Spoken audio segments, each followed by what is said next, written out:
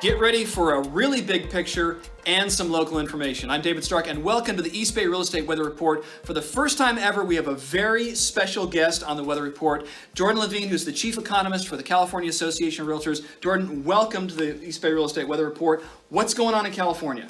Yeah, when we look forward, I think when it comes to the kind of rising tide surfs up, we think the economy is going to be better. People are going to have their jobs back. Money's going to be flowing in, I think, in bigger numbers. And so the macro picture looks good. We actually think rates are going to stay low a little bit longer than what we originally expected. So that's good news for buyers and for sellers. The market's still pretty hot. So I think good news all around for 2022.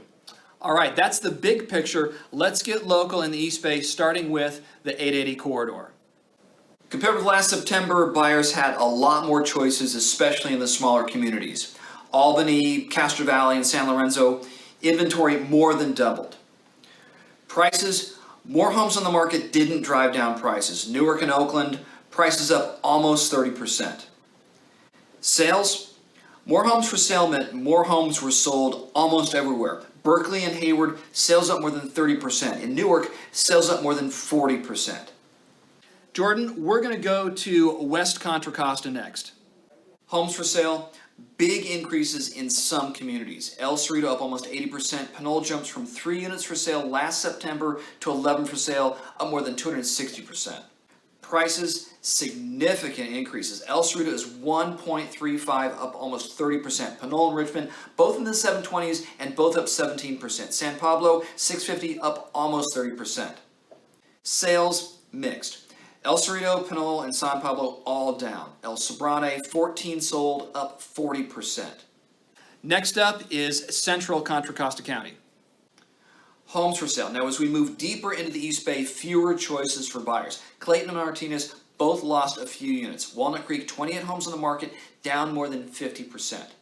Prices up. Clayton, 1.2, up more than 22%. Concord and Martinez were both 800,000. Walnut Creek, 1.443, up 15%. Sales mixed. Up in Clayton, Martinez, and Walnut Creek. Pleasant Hill, 35 sold, down more than 25%. Ready for this? An area that we call La Miranda. Love it. Homes for sale. Mixed in La Miranda. Moraga, 11 for sale, up almost 40%. Orinda, 13 for sale, down 70%. Prices, Moraga, $2 million, up 25% compared with last September. Sales, mixed. Lafayette and Moraga both down, no change in Orinda with 31 sold. Next up is the Tri-Valley. Homes for sale, way down compared with September 2020. Alamo, Dublin, and Pleasanton all down more than 50%. Prices, double-digit increases everywhere. Alamo, 2.538. Danville, more than $2 million, both up more than 30%. Dublin, 1.645, up more than 45%. Livermore, solidly in the $1 million range. Pleasanton at 1.5, and San Ramon, 1.6. Sales, fewer choices, and possibly buyer fatigue. Sales down. Danville, 73 sold, down more than 40%. Pleasanton, 78 sold, is the exception, up 10% from last September. And we're going to wrap things up in the Delta. Homes for sale, pushing further east, and there's more on the market. Antioch, 113, and Oakley, 51, both more than doubled from last September. Prices, more double-digit increases. Brentwood and Discovery Bay are both in the 800,000 range. Oakley, more than 700,000, up 34%. Sales, buyers backed off. Yes, Oakley was up more than 20%, but Brentwood, Discovery Bay, Pittsburgh, all down. That's it for this month's East Bay Real Estate Weather Report.